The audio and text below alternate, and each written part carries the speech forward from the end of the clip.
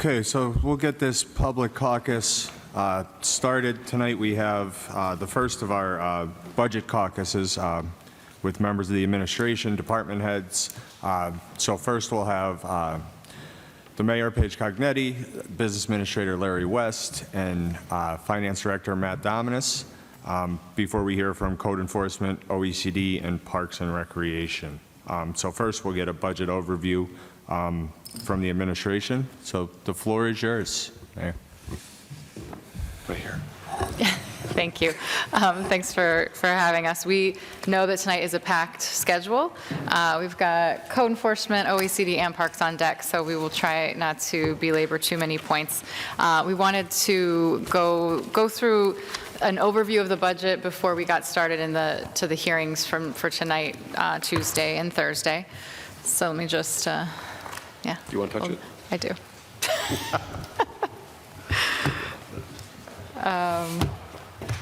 Okay, sorry. So, as you all know, almost goes without saying at this point that the nation is really going through a lot of economic challenges. We continue to try to get some normalcy in the economy after the pandemic, and that's we've seen some rough patches. The inflation is high. Labor market shifts are ongoing. Some of these issues that we've seen have been exacerbated this calendar year. For example, the wage boost program that we're doing with the rescue plan funds, we thought about that and developed it last year and just rolled it out, but it's now more salient than ever because the need for small business to pay their folks more, both to help employees be able to afford things and also to enable those small business owners to retain and attract employees. It's even more salient now than it was before. Inflationary pressures, obviously, we've all seen it in our own households. That's no different in the city budget.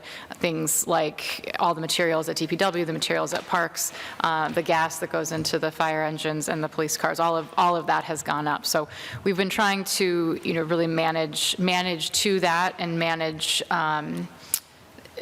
work in our projections for 2023 that these costs are increasing. Electricity has gone up substantially.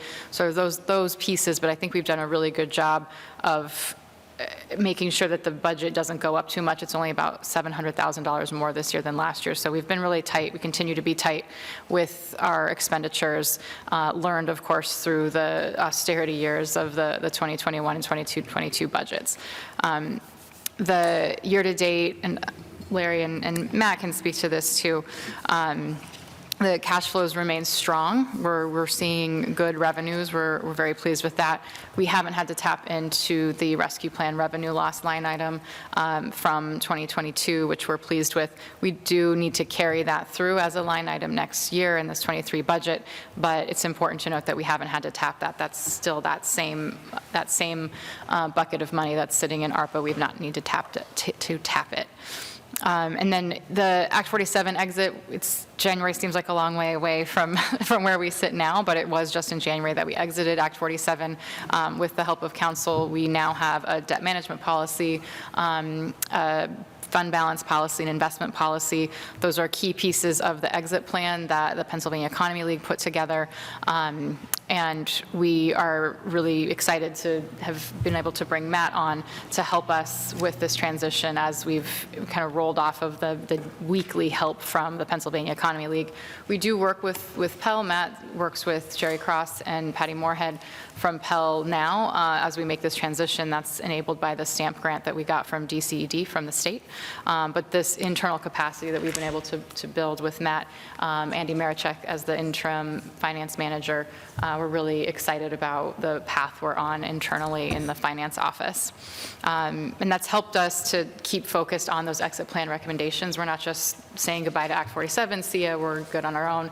We're really wanting to continue to follow those, which is why, in part why you see a proposal for a 3% tax increase that is in line with what Pell had recommended, that a modest tax increase regularly, not necessarily every single year, but that modest 2-3% tax increases over time was far better for the city, for budgeting, for certainty, and also better for taxpayers to be able to kind of bake in a little bit of an increase every year as opposed to being hit with an increase, say, every 4 or 5 years and having it really rock their pocketbook.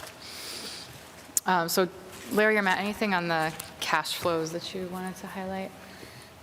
The only thing I'll add on the cash flow is that the city, coming out of Act 47, obviously cash flow had in the years past had been an issue as we made the turn out of the previous year into the new budget year. Thankfully, this year, coming from 2021 to 2022, the city did have somewhere, it hasn't been completely audited yet, but we had somewhere around $5 million at the turn coming into this year. I'll tell you that through the hard work of the administration, making sure that we were tight on those expenditures, we should be plus that $5 million with even greater surplus, not surplus, but cash flow in the budget this year. So I just want to say that the city, the administration has been focused on making sure that we were tight on expenditures and not going over, and making sure we did have that cash flow. So a few of the revenue highlights. We are continuing to see real estate tax collections improve. I think that the people know that the city is serious about collecting taxes, and we're pleased to have a new tax collector as a partner at the single tax office this year. That's been really helpful. We're also seeing delinquent taxes still coming in very nicely. We're over $6 million collected this year on delinquent real estate. That said, real estate assessed valuations are going down. So between 2019 and 2022, we've lost $8 million in assessed value, which is the equivalent of what would have been $588,000 this year, revenues we didn't see because of that decreased valuation. Matt had brought a chart actually tonight that showed from assessed valuations from back to 1990 that were about $388 million in assessed value, and that's 30 years ago. It's $10 million more than it is today. So when you think about those numbers vis-a-vis what we have to do with our budget as our own costs increase, we can't fully catch up with these modest tax increases, but we've got to try to mitigate that. Our earned income taxes have been rising. The income has been rising, which is good. We're very happy to see a continuation of what surprised us in a good way in 2020 and 2021, that we continue to see that the people that live in the city of Scranton are continuing to be employed, continuing to make money, and that's a very good thing. So you'll see that we're about $30.9 million projected in this budget for the coming year. And we hope that continues to go up. We also, as we've said many times, would like to be able to tick down that rate of 2.4% over time. We're not there yet. We've got to see a more stable economy, and I think we need to see our own budget stabilize. But maybe next year, maybe the year after, if we could start ticking down that 2.4, even to 2.35%, we really should be shooting to at least get to 2%. Over the course of the coming years, so that we can be more competitive with our neighbors for residents and businesses. The TAN is only $4.9 million this year, which shows that we've got really nice, robust cash flows. So that's down from $10 million last year and $12.2 in 2021. So it's really good. It's also nice because interest rates have really gone up. So we didn't get I think it was a 0.8 interest rate for the TRAN last year. Unfortunately, we're not going to get such a nice interest rate this year. So it's good that we're not having to borrow as much. Could you just on that point, because I know we've had this discussion on the TRAN, that's determined by our needs. So could you just expand on that a little bit? It's not based on what we request, it's determined on what the financial markets determine our needs are, right? Yeah, it's based on cash flow for next year, and we do I did a cash flow estimate using last year's numbers and this year's numbers to date through August, and come up with an average of revenues coming in and expenditures for each month, and we project that going into 2023. And the way the TAN works is they take your largest deficit, and if what your deficit is by a certain percentage, I forget what it is, they'll take 5% of your expenditures. This is really what we're at here now, because the deficits weren't large enough from our cash flow projections. Okay. So it's based on a percentage. You always get like 5% of your expenditures from the prior year. Yeah. All right, thank you. So in alignment with the Pell exit plan recommendations, those regular tax increases, as you know, we did not raise taxes in 21 or 22, given the uncertainty with the pandemic. The dollar amount, the median assessed value, that kind of average household dollar amount would be about $25 increase next year. That's for the whole year, which we don't take lightly. That's $25 more that people would have to pay, and that's, you know, money they'd rather spend at the grocery store. We understand that. But it's you know, our costs have gone up as well, right? So that's more, that will help us get where we need to get with our budget and help to stave off some sort of surprise jump in next year or the year after. If we go any longer without raising taxes a little bit, you know, it's going to hurt more later. We also have to get ourselves to 2026 when we have reassessment. Reassessment doesn't necessarily mean that our real estate taxes will go up immediately and we'll be flush with cash, but it'll just add a lot more certainty into our own budgeting. It'll add certainty into the real estate market, into the business investment market. So we need to make sure that we're being consistent with our increases. Now, the 2491 is, I think, from what we received so far, was based on an average assessed value of $9,000 for the household, correct? 9 or 10? Or what? It's a $9,000 assessment. No, the 24, that's the median Right. of tax bills. Right. Oh, tax bills. Tax bills, this is tax bills, the whole, Based on the property assessment, correct? Yeah, based on, Yeah.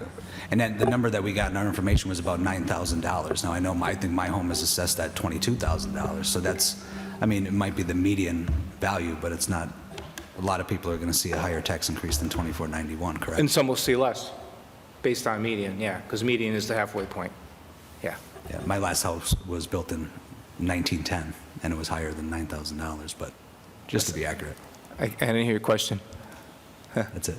Your house wasn't built in 1910. My last house was built Your in last house, 1910, yeah. and it was assessed at more than $9,000. And more than 9,000. Yeah, so that's I think an important figure. And then, Mr. McAndrew, I think you had this question for us. We wanted to highlight the 369 number. So the increase in dollars is 957,000 less the 588, which is, you know, the difference with the assessed value. So we basically net an increase of about 370,000 with the 3% increase. All right, so I did ask that question. So 3% gets us almost $1 million. But after looking at the budget, the new positions and the huge increases equate to $1 million. So I don't feel good at all about raising taxes to 3% to raise $1 million to pay for 10 new positions and huge raises. That's the way I look at it. I know that's the way you look at it, Mr. McAndrew. And explain to me, so I thought initially when it comes to revenue loss, ARPA, the first money we decided we were going to use was for revenue loss. Can you explain to the people why we're not using it? So the For revenue that 500,000 or? So we do have in this budget, there is $2.3 million from ARPA in here. We had the same in the last budget, actually 5, we didn't need to use it. Now it's 2.3. But the spending plan for rescue plan that you passed over the spring had the 2.3 million in it, which is exactly the number that you should see in here. We do not think that we'll need to tap into that. We did not have to this year. Like we said, we've been able to manage to a continued fund balance. But so we hope that we won't have to tap into it. If we don't have to use this money in the 2024 budget or mid-year 2024, we'll be able to allocate that 2.3 million to something else, provision of government services. But right now, we do need that. We do need those funds in the budget. And we understand that that's a one-time revenue source. We don't think that we'll need to use it, but we do need to have that line item until we get to higher revenues on their own. So if we did tap into it for 500 grand and not approve the 10 new positions and the huge increases, we wouldn't have to raise taxes. If we don't raise people's salaries, we won't have anybody working here. I'm just And looking at it a we'll- little differently than you. Well, if we're gonna, And I get that coming out of Act 47, we should incrementally increase taxes. Well, you said moderately, increment, but the same should go for raises, so, because the past two budgets, proposed to us was large raises and new positions. And we said, okay, but, and we amended the budget to make them incrementally, like we thought we should, and I still believe that. But just a quick question about, since we're talking about the raises or the positions, the past 2 years I asked, okay, these large raises, what are they based on? And I'm not talking about industry, I'm talking about performance appraisals that I was told would be conducted this year because they weren't conducted last year. Were they conducted this year? Mr. McAndrew, we don't have the bandwidth yet there. We did, and we're very excited that we were able to get an HR director and an IT director this year that are very qualified. Those positions were, I'd say, the two positions that we were able to get significant increases for in this budget, and by January, we had great resumes coming in. If you look at this is some highlights from your budget comparison. This year, I included the Scranton School District, which, 80% Last year, you of you had the Scranton School District as are well. very familiar with that budget. The facilities manager at the school district, and we do not begrudge this person this salary, they should make it. They're nearly double what the DPW director for the city makes. So we're not asking for giant raises just for fun. This is just up the street. This is to try to be competitive. We have a DPW director position open for $61,800. We had one applicant, they didn't live in the city, they didn't want to go through the waiver process, we still don't have a DPW director. So we're not asking for these raises because we're trying to, I don't know, reward some person that we don't even know who's out there. We're just trying to stay competitive. The business administrator position, again, up the street in the school district, and an extremely qualified person that should be making what they're making, but that's, at $128,000 versus $80,000. So all the comparisons that you saw last year, those other four cities are still there, but just one block away, we have people making nearly double in these same positions. So we very much want to do the, we want to be doing formal performance reviews. Hopefully, maybe next year we'll have the bandwidth in HR, but we also don't give raises based on just individual people. We need to give the position a raise so that we can be competitive. So I know you said in the newspaper over the summer when we tried to get the DPW director just up to $70,000 that you didn't know who this person was and you thought it was absurd to give them a raise. This isn't about people. This is about the organization. It's about the services provided to the city. It's about what we can deliver for the residents of Scranton. So our approach is to get these positions a little bit closer to what the market rate should be, a little bit closer to what we're asking for these people to do, asking for a DPW director to work 24 hours a day, be on call. We've got flooding coming tomorrow night, and $62,000 is just not enough to pay them. So in a 3% raise just isn't going to cut it for that position. So with that being said, I mean, past mayors haven't had issues filling positions, but when we look at the last three budgets, 3 years ago, I saw raises 29%, 16%, 3%, 2%. It seemed like these increases were all over the place. Council did set a percentage and go across the board. I saw the same thing last year, and I'm seeing the same thing this year, 29% increases, 3%, 4.7%. Has there been any systematic way that you've determined that these positions are deserving of The this system is to have consistency across the board. So the code enforcement director and the code enforcement manager are akin to the parks director and the parks manager. The supervisor level in DPW matches up with, I want to say, the kind of the finance management versus the director of DPW and versus the finance director. So if you look across the entire city, we're trying to get some parity with these management layers. So there are, it's not a specific 5%, 10%, 3%. Like it is different because we're trying to get to some parity. What happened last year with the just direct cut is we ended up having cuts where different the supervisors in DPW had different salaries. One person who was more senior, which we weren't asking for them to make more money than the other supervisors, but they actually ended up getting cut like by $4,000 instead of $2,000, and so they were making less. Like, what we do is look at this all year to try to manage this, and what I hope that council can do in this session here, this next couple weeks, is to really think through, really compare the different management tiers and approach it that way. I don't expect, of course, that we're going to get everything that we're asking for, but by putting in the school district comparison, by putting in the tiers, again, to have that parity across the different organizational layers of management, we're hoping to be able to get where we need to get. And your point that you said other mayors were able to fill positions, we are hiring on merit, and we are hiring people that really are experienced and want these jobs. At $61,800, I don't want to hire a DPW director that just wants the job to hang out at DPW. Like, we need somebody who's really, really Yeah, good. so to put that in perspective, I mean, the school district budget this year is $219 million. I mean, for years, they've been living outside of their means. I know I've said it for 2 years. I fear that we begin to live outside of our means when it comes to expenditures and then revenues coming in. We are not living outside of our means. We've got a fund balance of $10 million, which we should. We need to have yes. that. Our TRAN has gone from 12 to 10 to 5 now. Cash flows are coming in well. Our revenues are looking, outside of the real estate assessment, the earned income tax revenues going up. The payroll tax, when it starts to come in, is good, and that's a much more fair tax. So, with these salaries, we're still trying to claw back from cuts that council made in 2012, right? There are some positions still that we're trying to get up from where they were gutted 10 years ago. So, I understand that there's a push and pull here, but we go through this. I have the budget on my desk all year long, and I make adjustments to what I think that these salaries should be.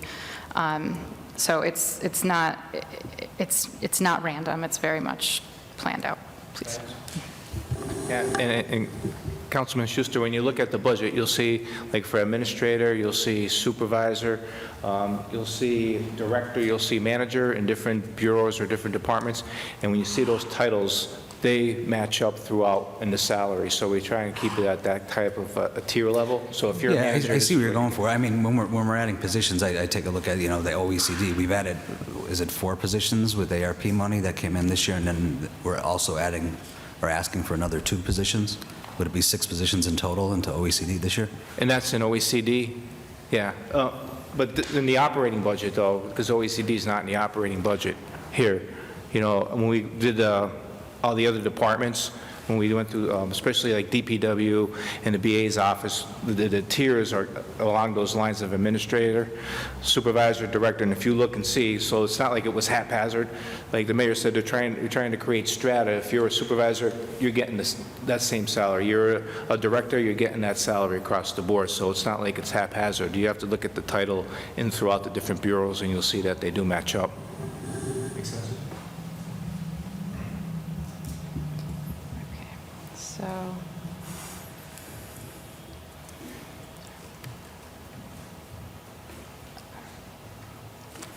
Okay, so just another couple of pieces of things that we're looking at to be, continue to be, as much within our means as we can on an annual basis. The, outstanding pension and other benefit obligations notwithstanding. The county property tax assessment, there's money there's funding in the BA professional services line item for a HUP test. We will seek to work with the school district and get that going so that we can, what we'd love to be able to do is have that test now so that by the time the reassessment process comes to Scranton, we are assessing the right properties for actual payment. If there are nonprofits out there that are no longer really qualifying no longer qualified to be exempt from real estate taxes. The tax collection, like I said, we've done a lot in the last couple of years with the tax collection that we manage here, and we're appreciative of the single tax office and tax collector Wexler for her efforts on that. Shared services with the school district, I think we finally have some traction there with this development coordinator. If we could get that position funded on our end and with them, that's a position that we know they've needed for a long time, and we can always use more grant writing assistance here. The organic revenue growth, of course, that's the more that we invest and the better we provide services here, the more people will want to invest in us, move here, grow their business here. We've seen that we're the best real estate market, cheapest real estate market on Zillow a couple of weeks ago. People are coming, they want to be here. We want to make this an environment that fosters people to come in, raise their families, set up their businesses. And that leads into the strategic economic development plan that we rolled out in the summer and that so many of you worked hard with us on. It speaks to the rescue plan programs that we're putting out. It's all geared toward the pillars in that, the research on that, getting us to a point where, as best we can, we are, the tide is lifting all boats at the same time. We're not growing on two tracks of haves and have-nots. We're trying to make sure that everyone in our community has the same opportunities, the same great services, and great job opportunities as well. On the expenditure side, in a few moments, the team will run through the code enforcement and rental process reform changes. We have a really exciting set of legislation that we sent up today. The legal team, the code enforcement team have been working on this for a really long time, and you guys have been involved in some of that over time. I know the permit, the changes from the requests from a year ago, the permit task force, those are in this reform package. The rental registration ordinance changes are huge. Our ability to go in and actually inspect rental properties is not just great to be able to have safer, healthier housing for people, but I think the knock-on effects of that will be fantastic. Just by nature, the accountability, knowing that your rental property is going to be inspected every few years, I think people are going to start to, I think that's going to be a behavior change, even just by passing this ordinance, and we hope funding this new, essentially making it its own office within code enforcement with a manager and inspectors. We continue to reduce our outstanding debt. We've got the debt policy in place now where we really should only be borrowing for emergencies. Our debt service payments are about $11 million a year. In 2030, that drops in half. So we've got a long way to go before we see relief in our budget. But it also gives us kind of a horizon for maybe some larger investment should we want to do something with borrowing in the future. Grant match, as you guys know, we've been very aggressive with grants for parks, for small businesses, for violence prevention, all sorts of things. But there's that line item has grown in the budget. And healthcare savings, this is such an unsung effort, I'd say, on the part of the BA, the law team, and our labor council. We have saved estimated $2 million this year from the efforts on healthcare, and that is excellent. It also helps offset what is an estimated 8.1% increase in healthcare delivery costs in 2023. So healthcare costs are going to continue to go up. We're trying to mitigate that as best we can with savings there and a lot of simplification of things. So this is our Scranton by the numbers to date, lots of different highlights. I won't go through all of them, but the services that we're able to deliver are incredible. Our public safety services, as you all know, are second to none in our whole entire region. We're seeing neighboring municipalities struggling with police, struggling with fire. We have kept, and we all have kept funding those departments and keeping them robust, keeping them as fully staffed as possible. We'd have a long way to go on recruitment across the city, but we're faring much better than a lot of cities on police recruitment especially. Chief Carroll will go into that next week, but we have excellent city services, and in order to continue to provide those, we've got to continue to build the right organization that can deliver on these services and improve them. So that's, we kind of already went over the different positions that we're looking at. The positions here, I don't know if you noticed on the very bottom, there's a box that shows it's a net gain of 2 clerical union positions. That's the addition of 2 housing inspectors and a DPW floater position. We don't think we have the ability to do both traffic and pave cut inspection this year. If we could get a floater position, the model is on the HR floater. And this has all been, the union has approved this proposal, that we could see what that looks like and see if in next year's budget we would need a full-time second street sidewalk pave cut inspector and another full-time traffic. So we can go into those more during each individual budget presentation. And yeah, so the comps, I think the salary comparisons are really important. We have to be able to fund. We have to be able to fund the budget, fund these positions in a way that keeps us competitive. It's how we're going to make these strides. It's how we're going to ultimately grow the city. So lastly, the budget this year, about, I guess, $800,000 more than last year, which given year-on-year inflation, the rising cost of healthcare, the service improvements that we have, I think is pretty remarkable. And, the budget, I know that it's easy to try to equate the tax increase with an increase in salaries. There's a whole host of other things in the budget. If you want the budget to be $115 million, you could take down, different pieces of it if you wanted to. But it's really tight. Our discretionary spending is less than 10% of the entire budget. Most of, 90% of the budget is salaries, healthcare, all the things that we like gas that we can't control. So it's, I think, a really good budget that stays very, very tight, which we've had to be. And we don't want to see the budget go up a lot. It's always going to go up a little, I think, with inflation, but I think we've done a good job of managing it. Anything to add? Questions? I have a quick question. So the 10 new positions and the large increases, how is that going to be sustained? What's the plan to sustain these for next year? Or So that's where we've got to keep getting folks to, well, we need to have reassessment, which is, I think, happily actually going to happen. We need to do the HUP test and make sure that we're maxing out on the real estate bills that go out and have to be paid. The tax collection piece is important. As always, I think we're making great strides there. But it's that organic revenue growth.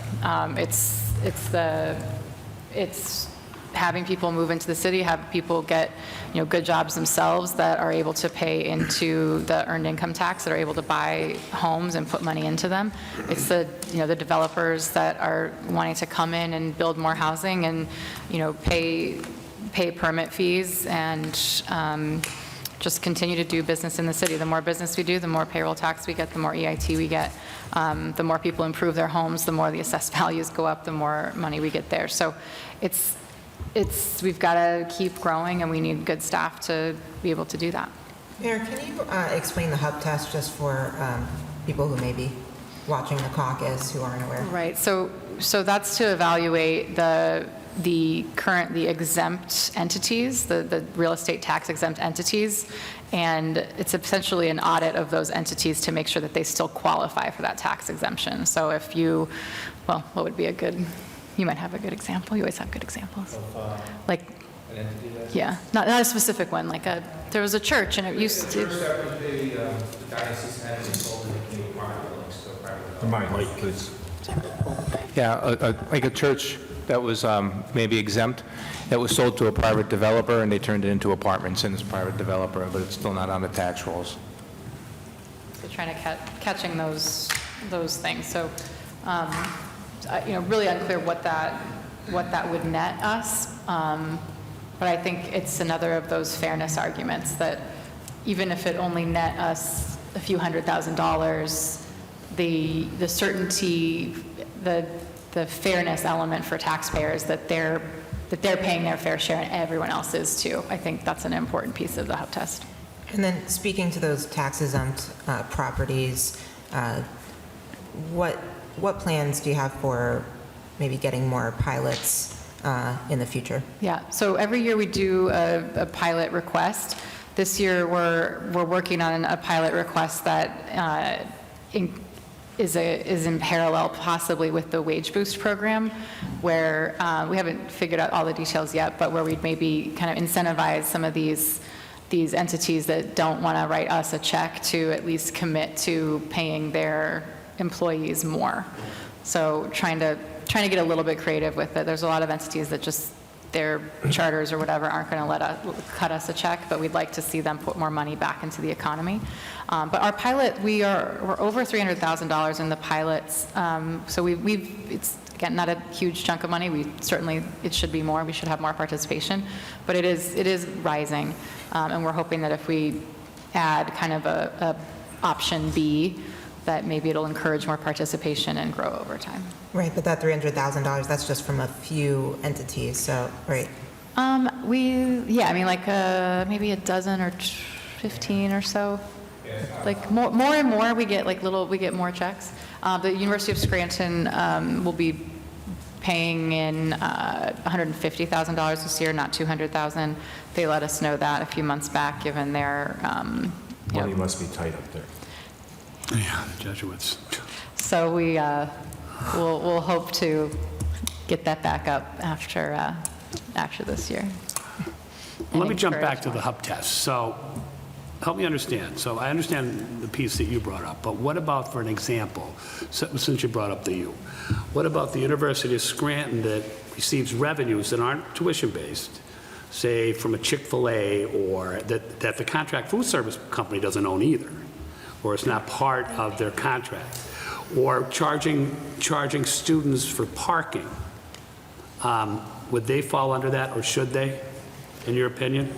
Well, for the for-profit businesses that, like the Chick-fil-A's or the Starbucks that do operate on nonprofit, they have to pay their taxes. Yeah. So, But they don't pay property taxes. Right, they'll pay like the earning, right. Yeah. But I know, like, for example, like, the university charges to use the parking lot down off of Cedar Avenue, where it's Adams there. So I think that's Yeah, Mr. so McAndrew's point. that's right? revenue. Like they're just making revenue off Yeah, anybody for that. But Yeah. I think the answer to that is how state law, right, affects that. right, and again, I don't practice in that area, and so that's why for the hub test is we'll bring in counsel that does this, that looks at these properties, and they'll be able to make a more crisper evaluation on that type of a question, so we know, because that's the fuzzy part, that we want to be able to grab that revenue. And I think the mayor brings up an important part of fairness with the hub test, but there's also fairness with the reassessment. The main primary focus of the reassessment is creating fairness, so people feel like they're being taxed fairly.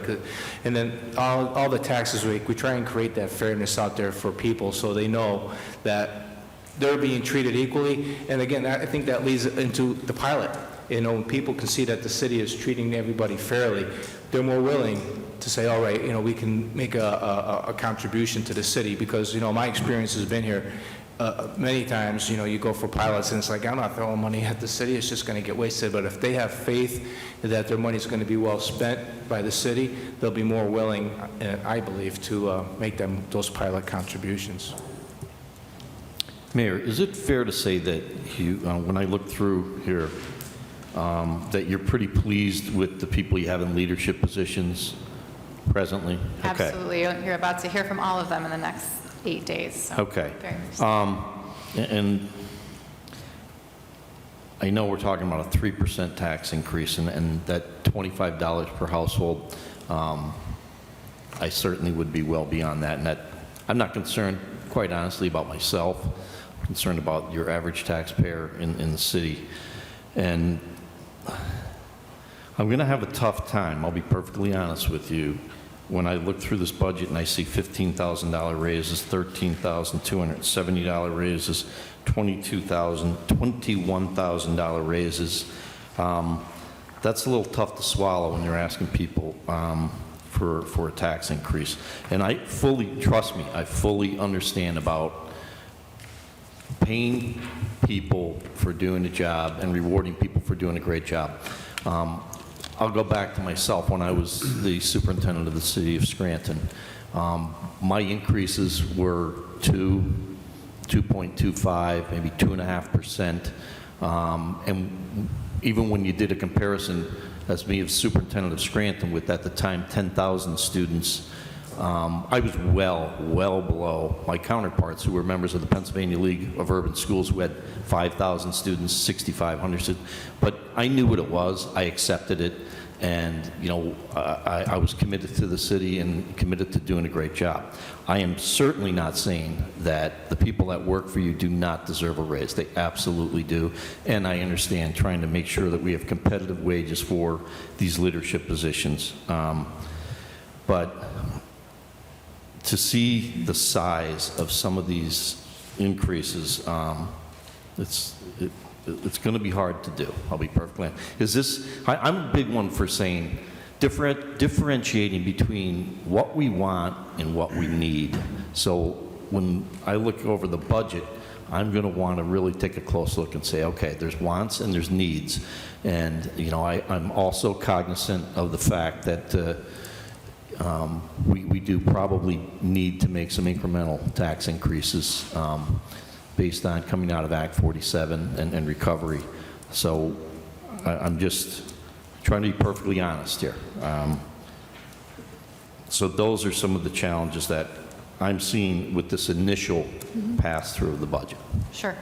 Yeah, I think the reason to include the salary comps is that, to me, the framing isn't that these are giant raises for individuals. These are adjustments to getting these individuals, either the ones that work here already or ones that we're trying to recruit, up to a point where we're not going to lose them to other places, right? So, you know, it's inherent in coming to work at a city or school district that you are not going to make the money that you could elsewhere. That is absolutely, that is a choice, and the people who work here make that choice, yes. But we can't be so far under market rates that we can't continue to recruit at the level that we're at. Right, but I think the cost of living needs to come in to that factor as well. You look at Bethlehem area, Allentown, that Lehigh area, and Lancaster. I know many of those areas, the cost of living is much higher than the cost of living here, that it is here in Scranton. Although ours is rising, I understand that. Yeah, so our cost of living, the rents are very, very, very high, right? We're not that much different than even some of the, like, Philadelphia suburbs. The second line on the comparison spreadsheet is the median income. So Bethlehem, Erie, Lancaster, Allentown, we're right in the mix with those cities in terms of median income. So these are good. Lancaster's outlying areas are more wealthy, but not the city itself. So. And they're having some struggles too. But yeah, again, I think the frame is not, this isn't, the way I look at it, it's not big raises for individuals, it's getting the structure of the organization where it needs to be. And I think a part of it too is to think about what, and you know, the men and women who work in the fire and police departments are putting their lives on the line, so they should very much be at those higher salary levels. But if we can start to get some of our other departments that are up to where people can be, you know, affording to raise their families and save up for their, you know, kids, for their futures. That's important. And buy homes. I mean, that's part of the cost of living too, that housing price is going up so much. So, I mean, I have to agree with Mr. King on this one.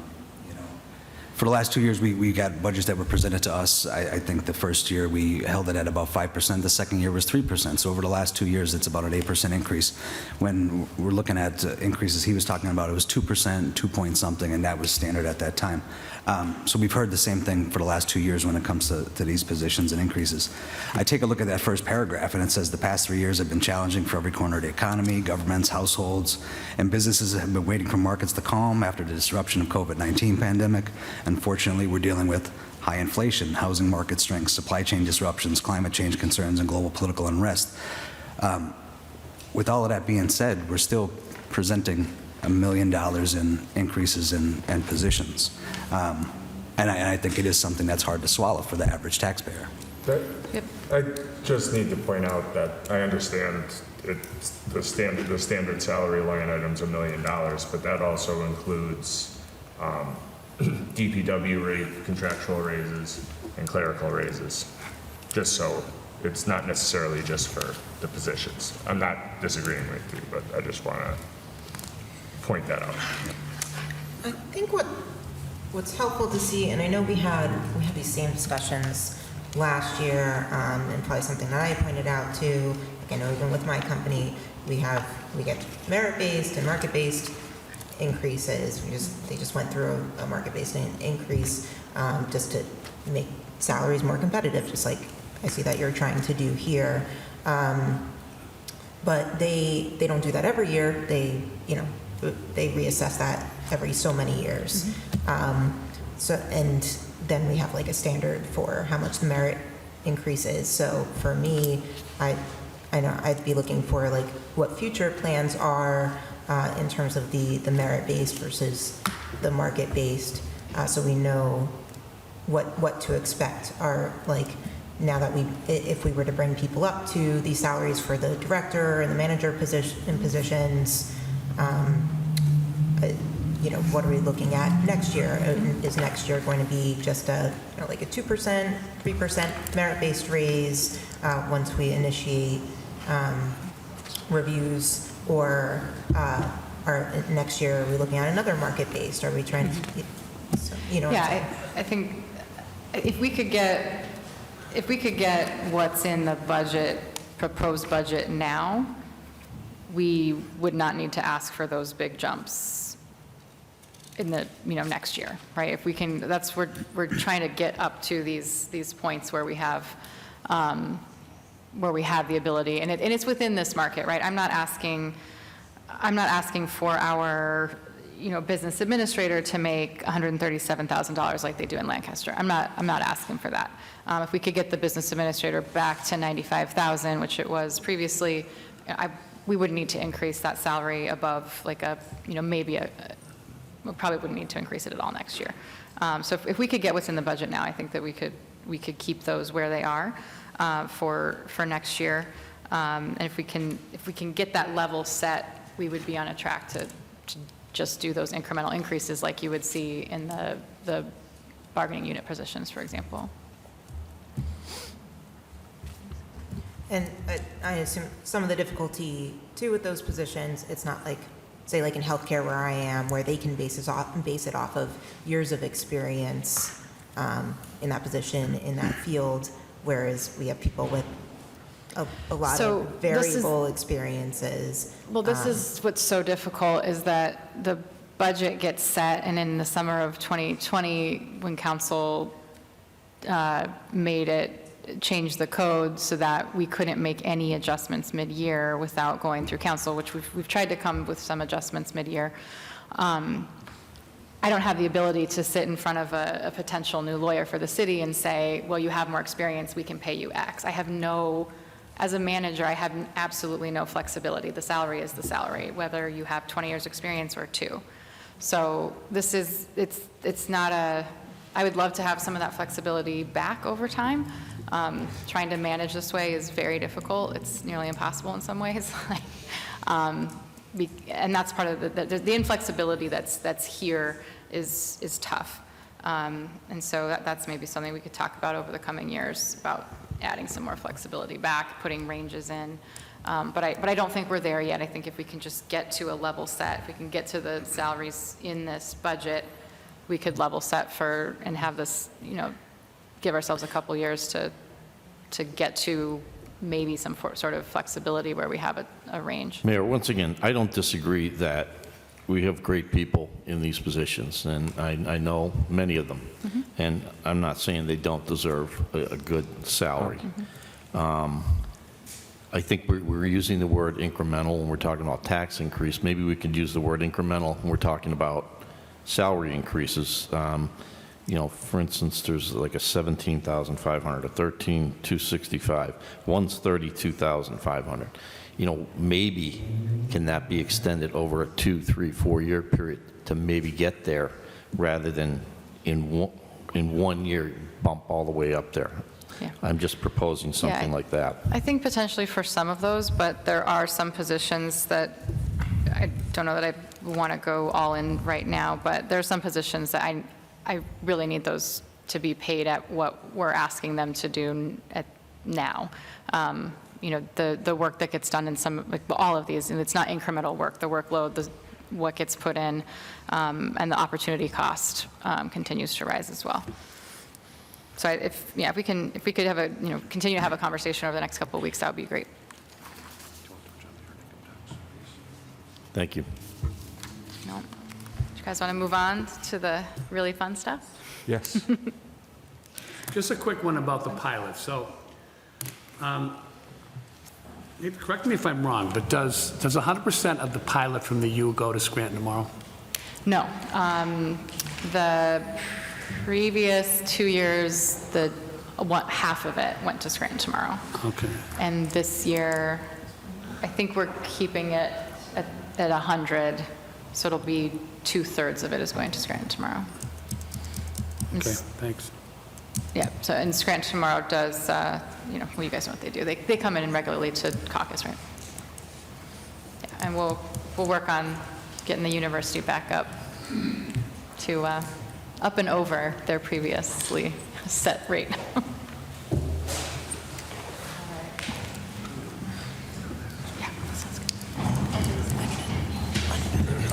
Are we moving on to the next thing? Yes. So before we get started?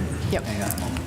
So, Could it just be quick? We don't want this to turn into a marathon school board meeting type situation. You guys don't want to go back to that? so it's a two-part question. So for the last 2 years, I myself and other council members have been personally disappointed in the budgets. There's been many mistakes in these two budgets over the last 2 years. Are you confident in this budget, and can you guarantee that we're not going to have the mistakes that we've had over the last 2 years? These budgets are going to be accurate and mistake-free. Yes, Tom, I am. Right, and with that being said, what have you done this year as opposed to the last 2 years that have changed the budget process of your administration to make up for these Yeah. things? We have a different team working on it this year, and we're very excited that Matt has been here to work on the budget with us. OpenGov is the new software, and that's been helpful. Finance Plus was very clunky, so the OpenGov software helps. And last year, as you might recall, the initial budget had issues, but once we resubmitted it around the Thanksgiving weekend, it was actually, I don't even think there were any mistakes after that resubmission that we worked on.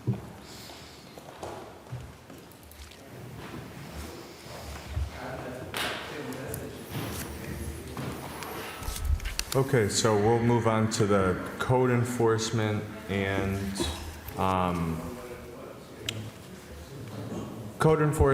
OECD piece of our meeting tonight. So with that, we have the First Assistant Solicitor, Andrew Patillo, the Executive Director of OECD, Eileen Cipriani, and also Tom Oleski, the Director of License and Inspections. So the floor is yours. Where do you want to start?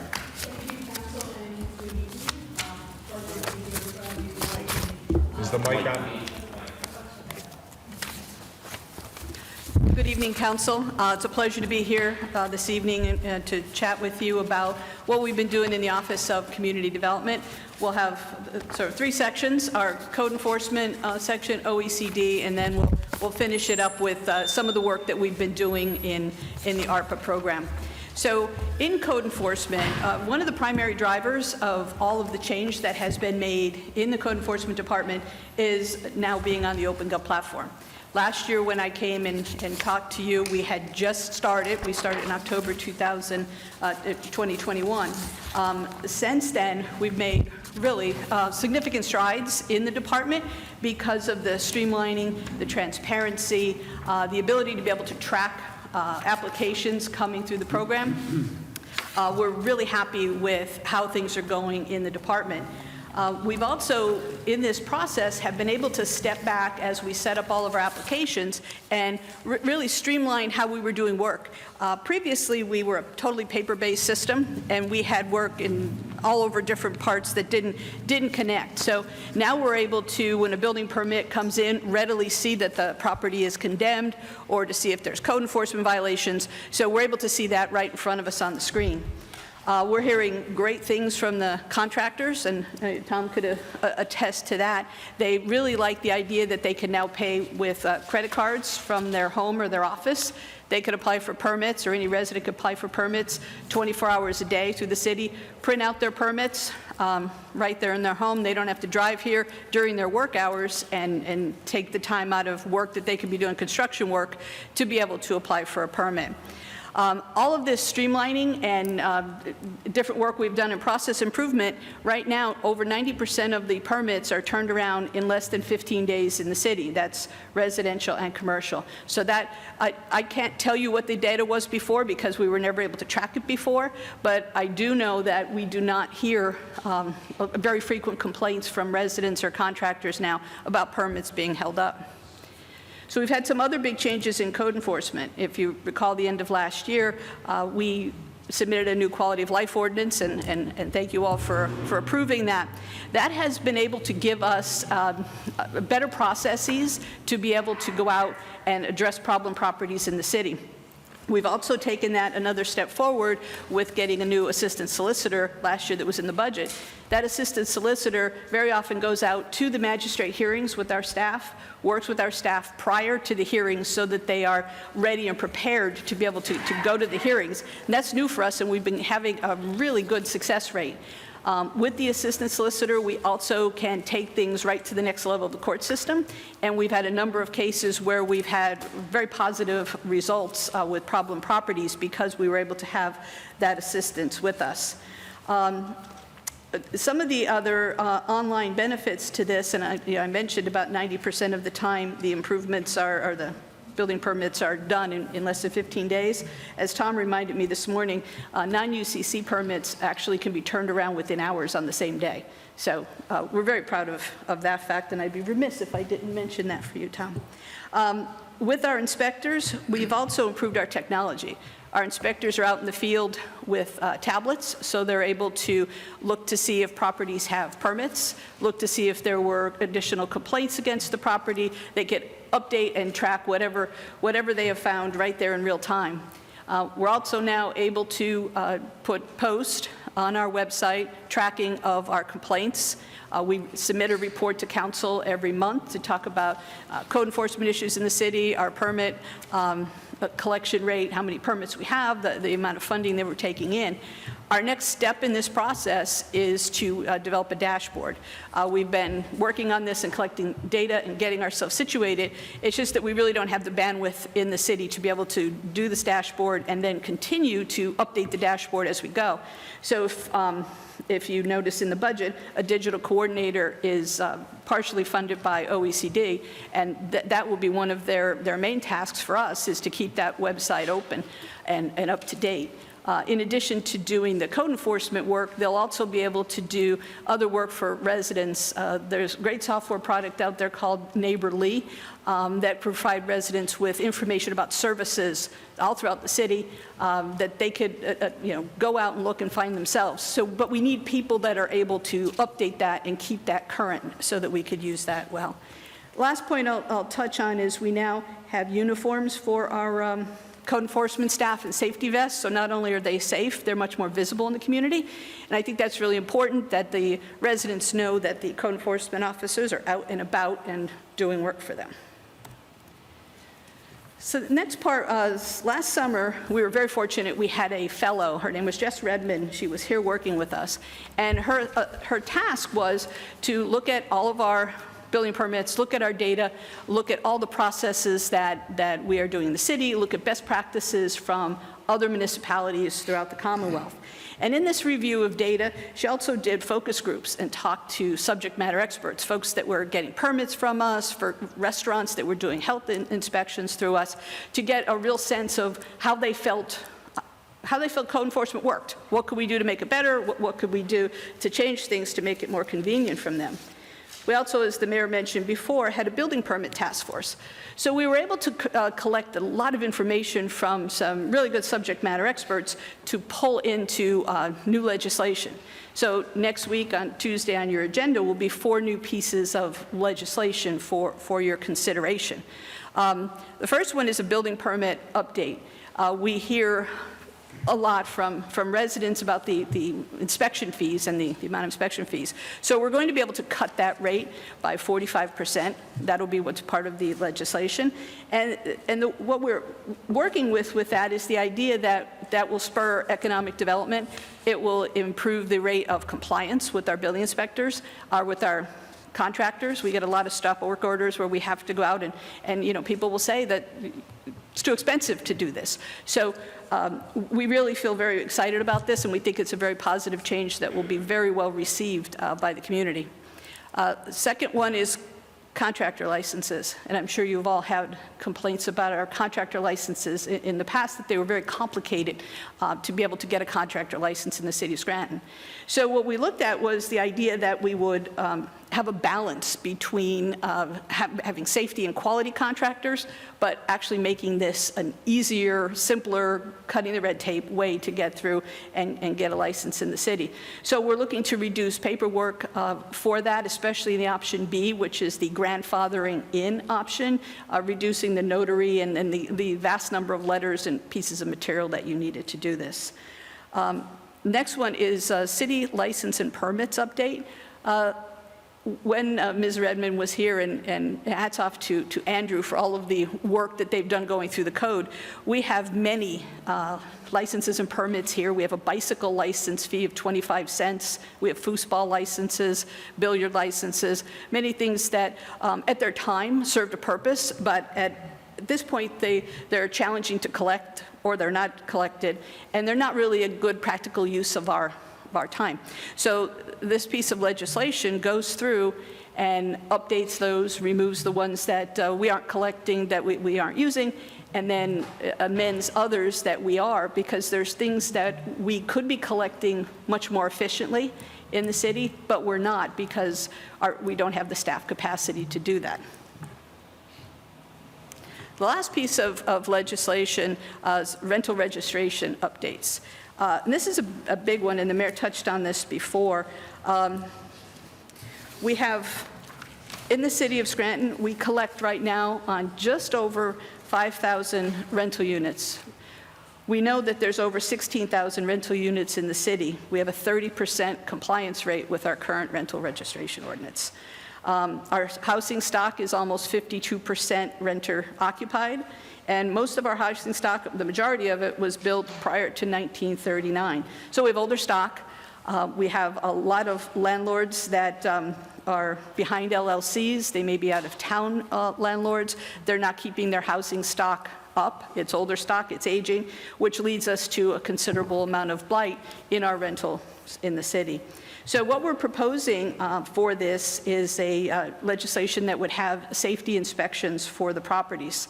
We'll have a more aggressive method of collecting on the 16,000 properties that are, of the 60% that are not, or 70% that are not paying on it. We'll be able to do a much better job. But with that comes the idea that we need to have some more staff. Right now, with our current staffing, if we were to go out and try and inspect the rental properties that we have, it would take us 14 years to make our first pass through. So that is why we're proposing 2 new housing inspector positions and repurposing positions that are no longer used in our budget. In addition, adding a rental manager in to coordinate this operation. The idea would be that we would be more proactive in fighting blight, to be able to go out and see that there is an issue before receiving a complaint in. One of the things that alarms me so much is, you know, when we go out to a house and it's a rental unit for 2 rentals, but now there's really 6 rentals in it, and there's apartments that we didn't know that were in there, and there's no ingress and egress. It's really not safe, and it's not a proper place for people to live. So this is a really important piece for us. And Andrew, I have to say, did a phenomenal amount of work getting these together. I got to say, Mary Claire Hayes also did a really good job. I don't know if you want to touch on your work here. No, not much more to say. I think everyone here has heard the complaints and knows the problems. I think we're really fortunate to have had a really good team looking at this for a long time. So, you can rest assured that the package that we sent to you today is robust, and I think will really make an impactful difference. I think it really will make a difference in the lives of residents here, which is, what we're all aiming to do. So, not much more to say than that. I just want to add, I know that we've had past conversations about this, Mrs. Barani, and this is like one of the parts of the budget that I'm most excited about because of the impact that it will make. And we know the struggles that the office has had, and for a long time we've had a problem with out-of-town landlords not keeping up their properties, and I fear for the safety of residents. I don't want anyone to have to experience a fire because of shoddy electrical work that we could have prevented by inspecting the property. And so I think this is a great way to be able to accomplish that and to start to use those resources because before the rental registration ordinance that we had just wasn't cutting it by any means, was not effective, and just looking at the numbers of the amount of rental properties that we have in the city versus the ones that are actually registered with the city is really disappointing. So this would help to increase that number in the compliance, as you mentioned. And just to add one thing, because Councilman McAndrew, you had mentioned before on sustainability, with the additional staff and our ability to be able to reach other renters and have a better enforcement mechanism to this piece of legislation, we'll be able to capture more revenue because of just the sheer volume of properties that we will be able to inspect. Demolition, we have been systematically working through the backlog of properties that really are beyond the pale and require demolition. Right now, at this point, we've done 39 properties in the last 3 years in the city. We've also been able to add grant funding into the mix to be able to increase the amount of properties that we've been able to address. Last week, you just passed a contract with Badaric, so we have another collection of properties that we'll be moving on for. One thing to call out in here, we've met with the National Guard. The National Guard has a program that their National Guard members can assist with demolition in the city. So we're applying for that. That'll just be another avenue for us to be able to address the backlog of properties that we have. So last year, we added to the budget an assistant city planner, and it's really proved to be a very fruitful position. Some of the things that he has worked on, he's become a floodplain management certified, which is a big benefit to the city as far as the city joining the community ratings system. Two other things that he's working on is the climate resiliency cohort, which helps us access resources that would be helpful in stormwater and flash flooding, which is always a significant problem in any city, and we see it here. Local climate action plan. We're working with some students from Penn State to develop a scope of work for a climate action plan. This is a tool, if we get the climate action plan in place, to open up a significant pot of funding, especially as the new federal programs start to get rolled out. So we want to position ourselves so that we are in a good position and we're ready to get funding. Last one is Sustainable PA. We've been certified as a silver certification in sustainability. And the real benefit of this, aside from the fact that we're proud of the fact that we received silver certification, is we get extra scoring points from DCED for grant applications. So that only serves to help us in a myriad of different ways as we're trying to apply for funding. Just a few highlights in the community development program. Even though we've experienced higher interest rates, we still had 16 closings in the homebuyer program, which has been effective for the last 3 years. They've been very successful with that program, and we thank NeighborWorks for their partnership in that. We're closing out the CARES Act dollars. That will expire at the end of the year, and the tail end of those programs are just finishing up. There was $500,000 that we awarded to 9 child care entities in the city. The Pine Brook revitalization, we're partners in that project and provide funding through our CDBG program.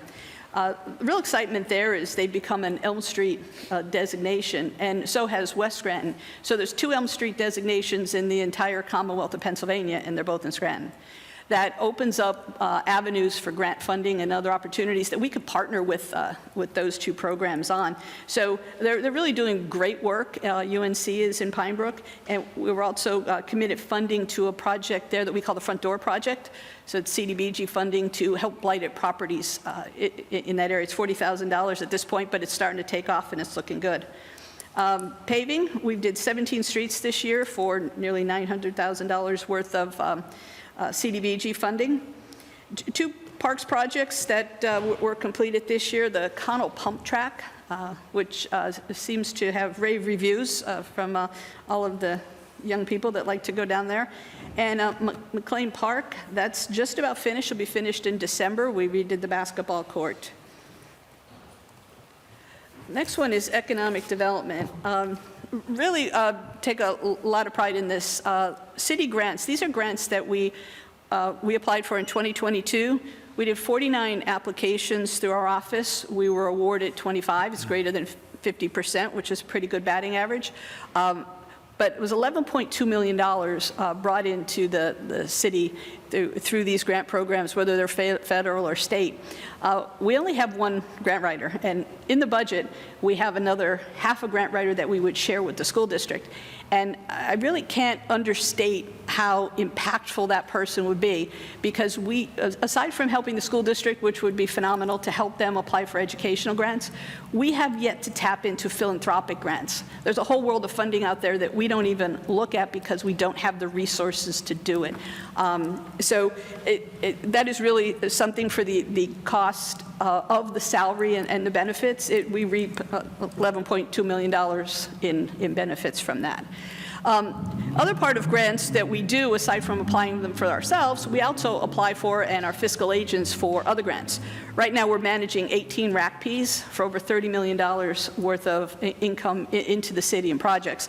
That's not including LSAs and DCD multimodals, which we also manage for entities in the city. Last August, we released the Strategic Economic Development Plan, and Councilman King, I remember when we talked about this, and you noted that a lot of times people put a plan out there but don't actually track the plan, don't actually follow through with what the plan says. Really excited that what we're doing right now is we're tracking the metrics on the plan. I submitted a report to all of you, so you'll have that and be able to look, but we're tracking what we're doing. This will also go up on the dashboard. And really exciting to see some of the things. We've issued 11 microgrants since the beginning of the year. Those are grants that we put together for small businesses. It's up to $5,000 a small business can get. So that's 11 small businesses started up in downtown that we were able to help them downtown throughout the whole city. That also is very indicative of how much economic growth we're starting to experience in the city. 54 new businesses started this year. 26 of those were minority-owned businesses in the city. We've had 9 LERDAs approved. We have business-owned grants. We've had 3 of those that have been, approved in the city. And all of this goes to a systematic following of the strategic plan.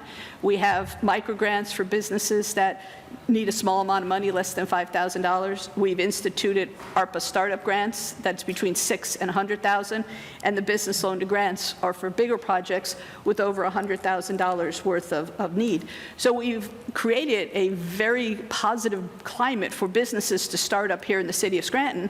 Couple that with the idea that we've cut red tape in our permitting process, and we're really poised to have significant economic growth in the city.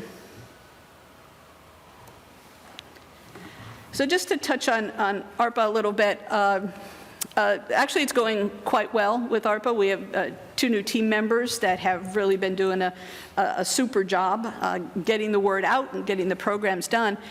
We recently released just about $1 million for nonprofit entities in the city to help them recover from the effects of the pandemic. Right now, in 2 weeks, just about 2 weeks, we'll be releasing close to $1 million in wellness grants for nonprofit to help individuals that experiencing behavioral health issues, drug dependency issues, violence prevention. As I mentioned, we talked about the small businesses. In addition to the business startups, we have facade grants for businesses in town. They're working in tandem with UNC NeighborWorks and Scranton Tomorrow to be able to push these out on the street. We have grants for businesses to help them recover. Businesses that weren't able to avail themselves to PPE or any of the other programs out there, they have an opportunity to get those grants. And the last one is the mayor mentioned it before, the wage boost program. We have a number of people that have applied for this at this point. The first wave of it closes on Monday. But the idea behind this is to be able to help businesses here in Scranton increase the wage of their staff members so they could keep staff.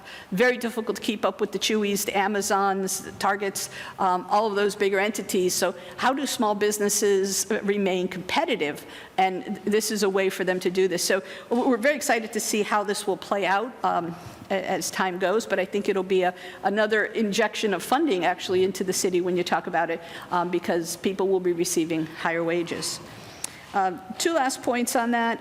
We're kicking off the stormwater study, so we will have the first public meeting is on November 30th. The stakeholders meeting to talk about the bigger entities and DPW and the fire, that will be next week. We will have that meeting teed up, so that will be out there.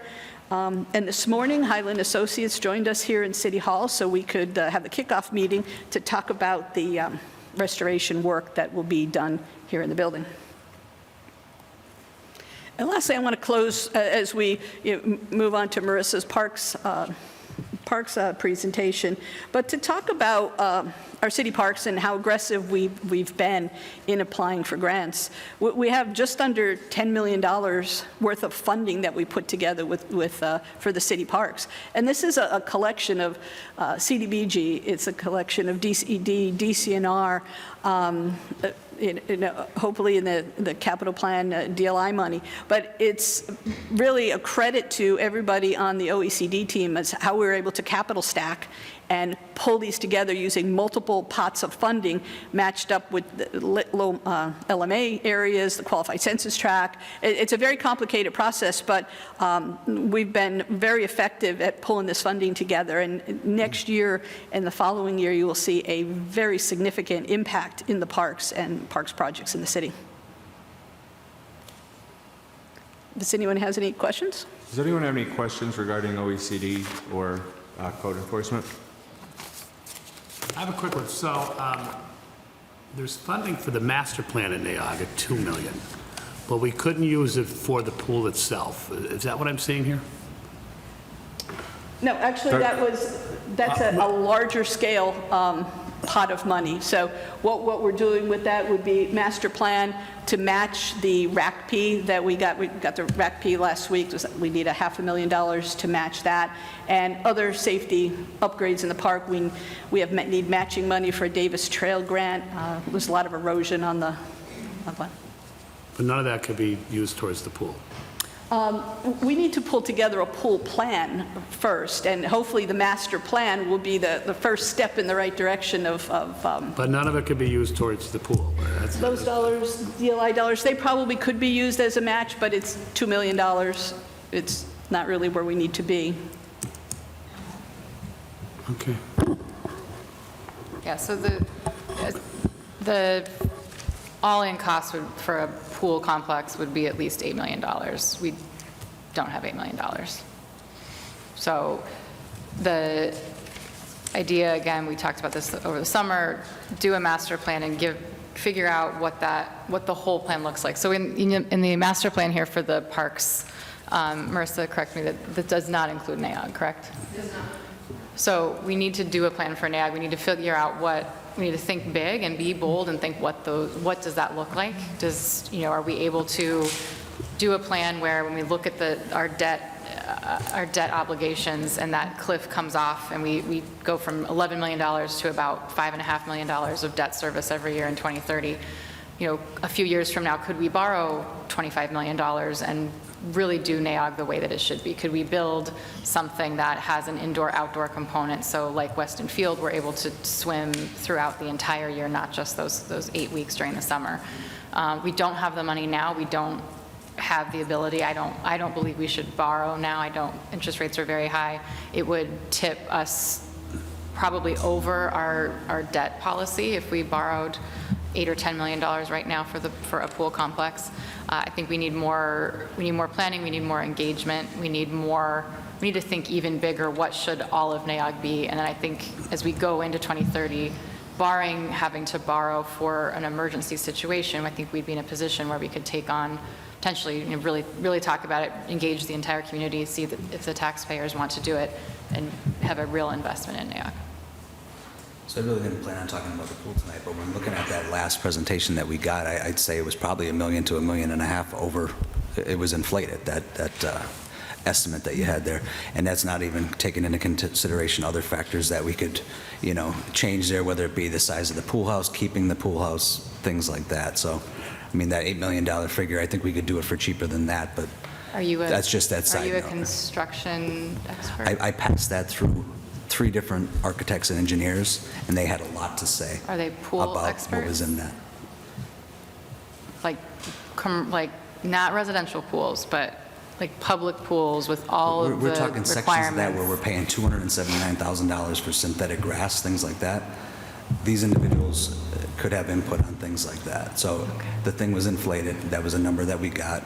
We never really looked in depth at this thing, but that was what's on the table last. So the question that none of you would answer this summer, do you want to borrow money and essentially increase our debt service every year and increase our need for raising taxes to build a pool at NAOG right The thing now? I'm saying is the number that was presented was never accurate in my eyes. Do you want to borrow money for a pool right now? Well, do you think the that's the plan that most was presented, responsible I don't thing think to anybody do? on this council wanted to move forward with that plan, and I think they How? stated. But where's the money coming from? You have a budget in front of you. You're worried about $5,000 for a solicitor who works so hard. It's incredible. But you want to go to the capital markets and borrow $8 million for a pool that's open 8 weeks a year that half of the neighbors definitely don't want. Continue on with the presentation. Continue what? Continue on with the presentation.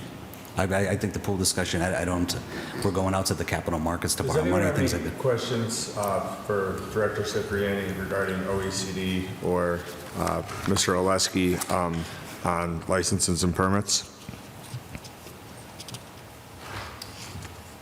No? I don't, but thank you for the work that you're doing in that. Yes, in thank that you. department. It was really great to see the numbers and your presentation on what you've done this year and what you're asking for in the budget this coming year. Thank you. Thank you.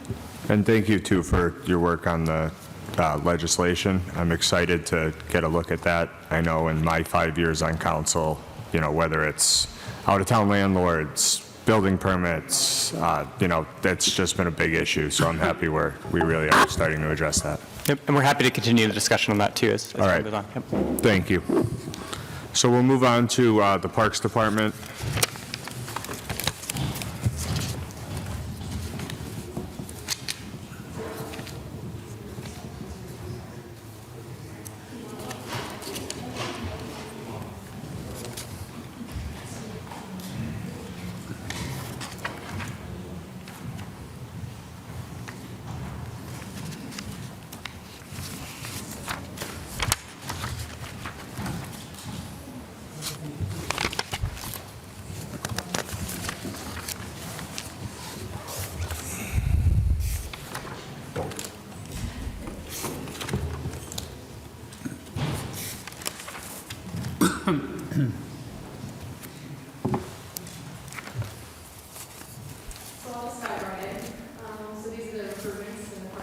this upcoming year in 2023 into 2024. We have Connell Park, Weston Park, Oakmont Park, Robinson, Nova Brino Splash Park, Connors Park, North Mini Park, a new skate park, and Capouse Ave. Going right into the budget, oops, sorry, go ahead. Going right into the budget, we mainly see the increase in capital, and that's to support our parks assessment and parks plan, mainly in the short and long-term needs. That's pretty standard after a master plan from a municipality. We're in implementation phase now, so that's where you see the increase there. The overtime in the last several months could justify and support the increase in that line. The professional services and supplies supports programming and park maintenance. The repairs, equipment, and vehicle line, there's an increase in usage in our current equipment. We're performing new tasks in our new park structure, and there's an increase in parks equipment. Going on to capital. As I mentioned, the upgrades. Go back to that per parks and oh yeah, sorry, I missed that. The increase in park spending this year compared to last year is an increase of 44%. So the idea there is it's the bottom line divided by 31 parks. So we currently are only spending about $32,000 per park, and that includes all the staffing and everything. So when you think about the increase to $57,000 a year, that starts to sound a little bit more reasonable given how much emphasis we all want to put on parks and having these assets maintained and available for use for our residents. Was it this one? Oh, okay. So yeah, moving into the capital, as I mentioned before, the upgrades to city parks, as mentioned in the parks plan, they're all laid out, each park specifically in the copies I've provided you. So that's in regards of safety, playground equipment, fields, courts, everything found in the parks assessment recommendations for the parks, including dumpsters, the Nova Brino lot purchase and pavement, park maintenance equipment. We're really limited in this aspect of the department. So we don't really have the basic equipment for park operations.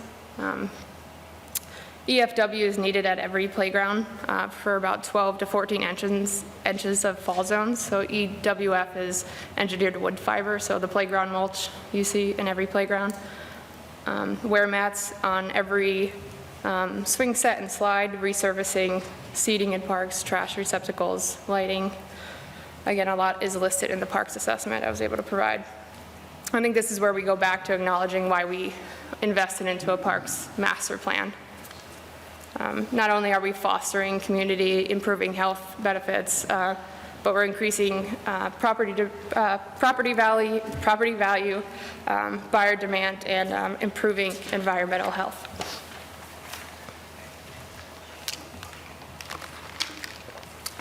For the salary, you can see an increase, and we've been able to provide some supporting documentation to consider not only the increases, but the additional position. That's all I have for there. Some of them are on the side of programming of Parks and Rec. We've had over 100 events and activities or recreation opportunities from July to October. And we hope to have over 300 or more in 2023 with full support of the budget. So some of the programs we were able to have that were most successful were Alpacas in the Park, Movies in the Park, Weston Fest, End of Summer Celebration, and the Fall Festival at Cloverfield. The other side of Parks and Rec, park maintenance. We made some improvements to the park structure of the department. So we do have designated staff in specific parks in those sections of Scranton. So that was also recommended in the parks plan. I often refer to improving sight lanes and visibility of parks. That's a staple on playground and park safety. The short-term needs listed in the parks master plan are just over about 50% complete, with parks like Robinson and Clover are at 100% complete with short-term needs. Overall, we're a more visible public-facing department. I've been engaging in the neighborhood groups, and anytime I could have feedback from the neighbors is always a positive experience. Before you move on from the park maintenance slide, I just Sure. have a question regarding the bullet point for other areas other than parks. Oh, yeah. What was previously done was that DPW was, I believe, taking care of those land bank-owned properties. Is there going to be a shift in responsibility to the Parks Department now for that? Yeah, I think we've taken ownership of the land bank-owned properties, overgrown green spaces, and welcome signs, so that's about up to 45 spaces. Okay, thank you.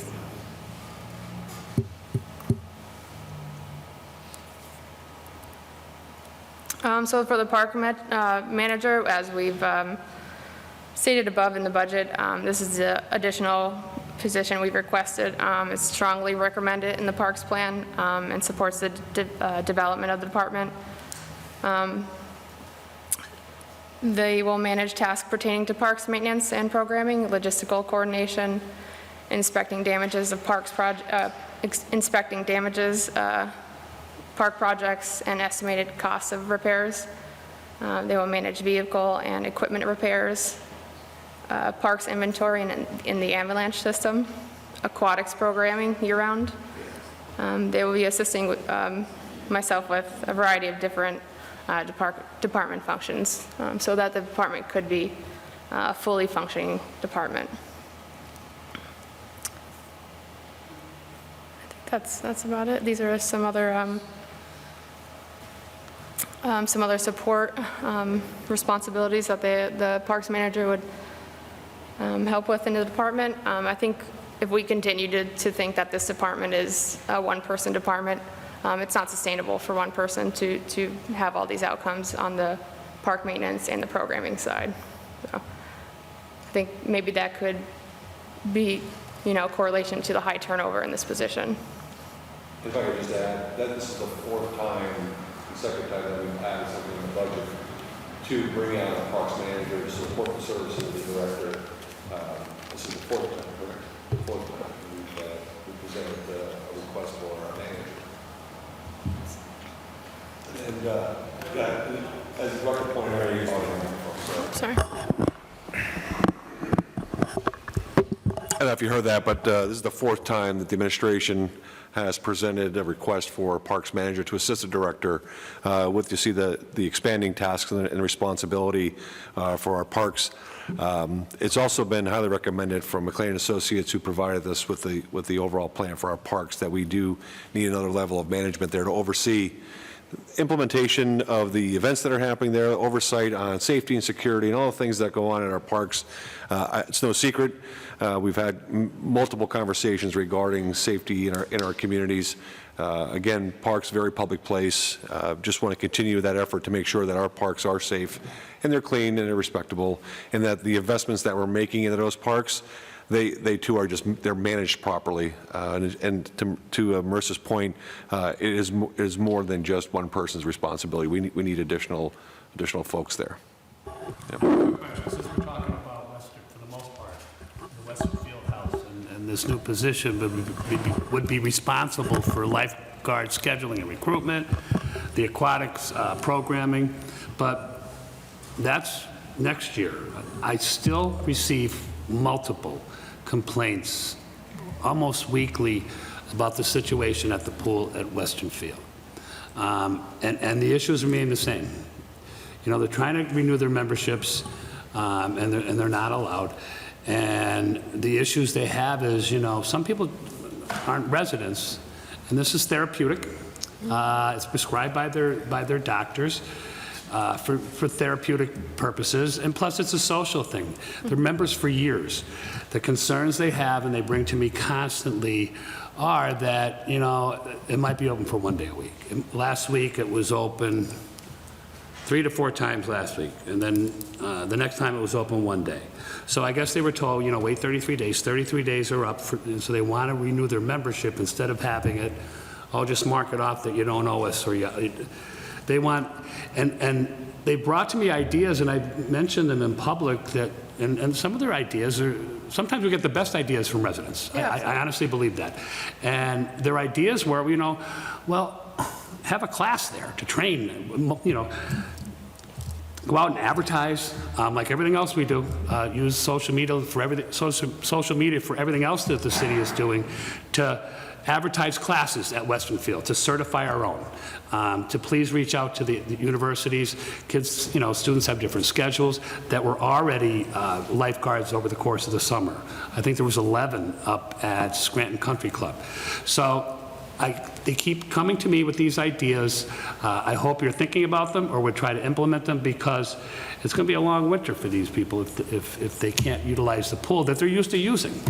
Yeah, absolutely, I agree. And Like I mentioned at one, I'm sorry to interrupt. Like I mentioned at one meeting, they're prepared to sit down and with you or meet with you and hash this out and just be, come to some type of resolution where everybody's happy.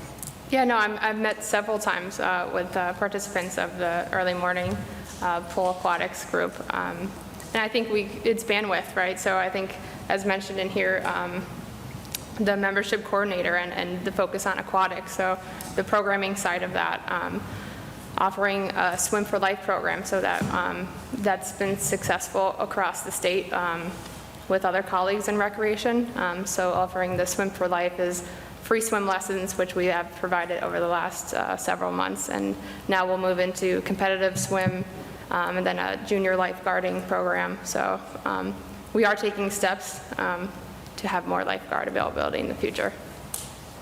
I had a constituent reach out to me again today about the pool at Weston Field as well, asking that it be available 5 days a week. So I think that's been brought up here quite a bit recently. So anything we can do to try to make that happen, I think would be.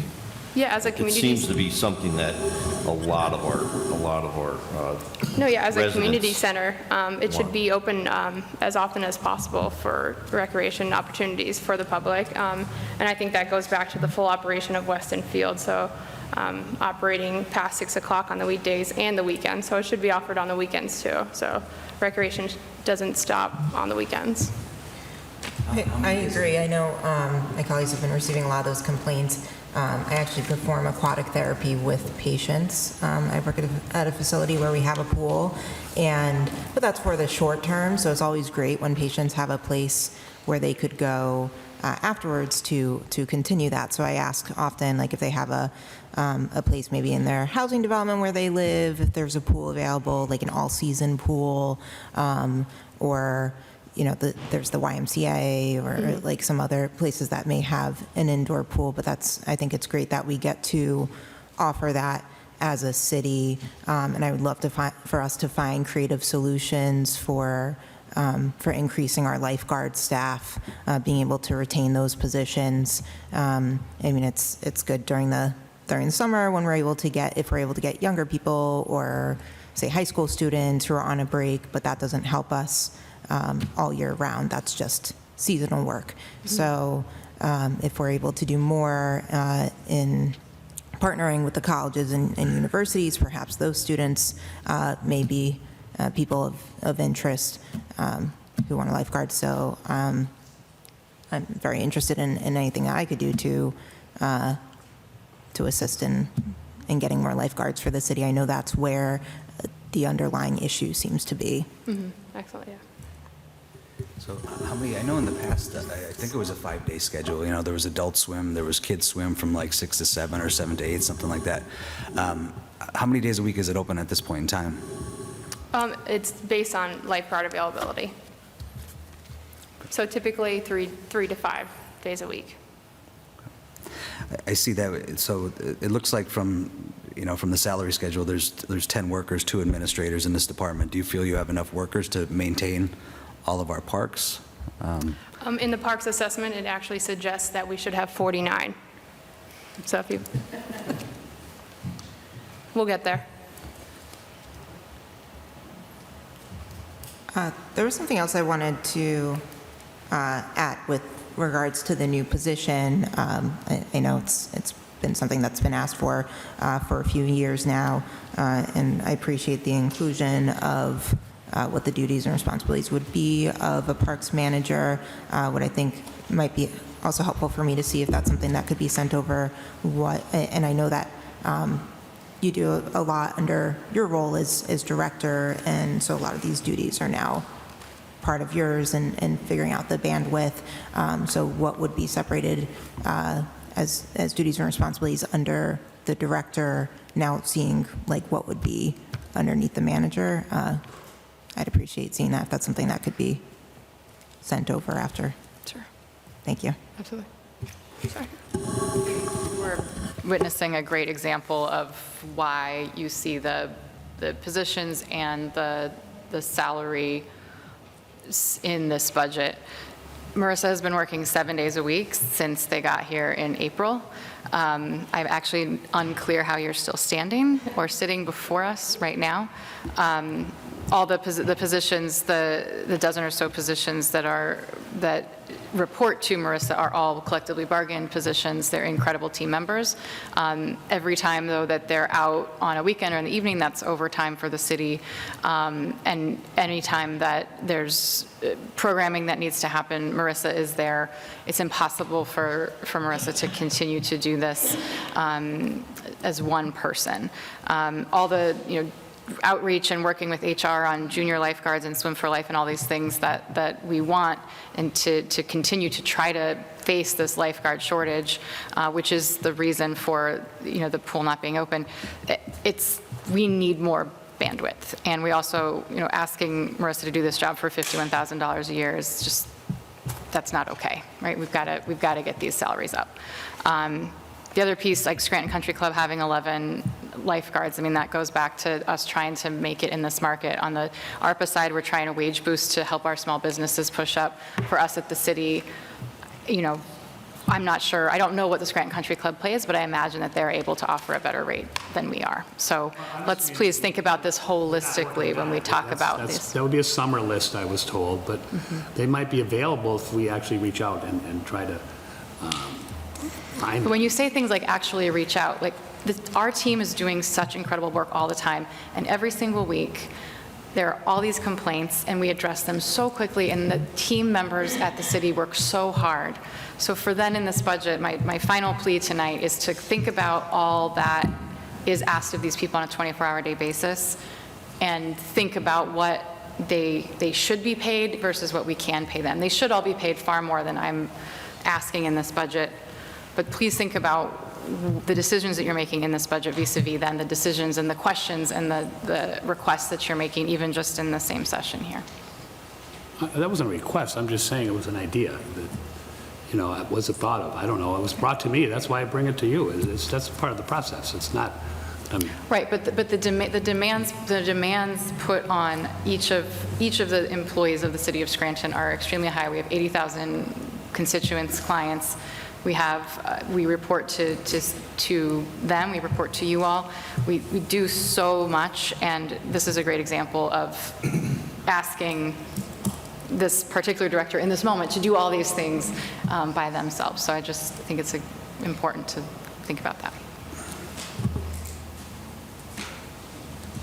So when looking at this, the positions here, there is the project administrator that was funded in 2022. It's not funded in 2023, and we're also seeing that the Parks and Rec manager that wasn't there in 22, but is in 23. Can you give me the reasoning for this? Have we decided that the project administrator wasn't needed? It's all right.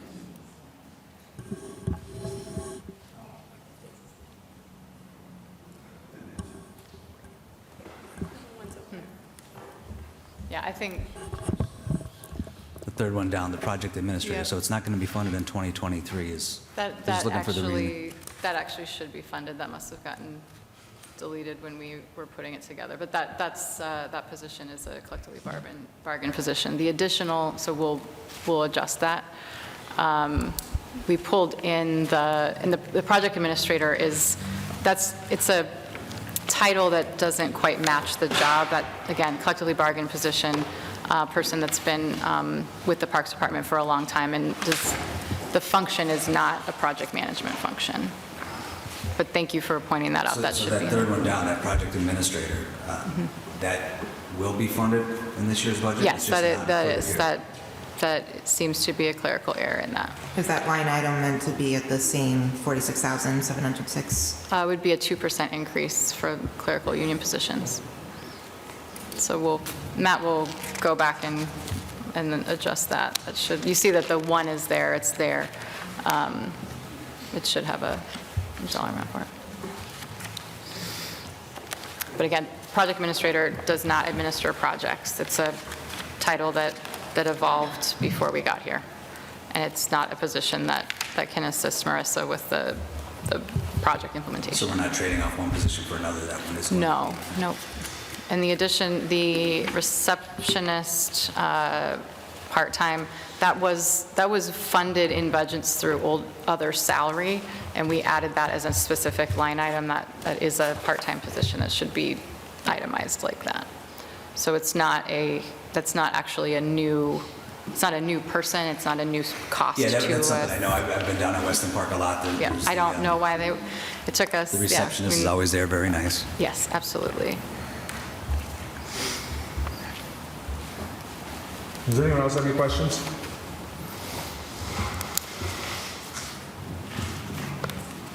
All right, thank you so much for coming in tonight. Thank you for having us.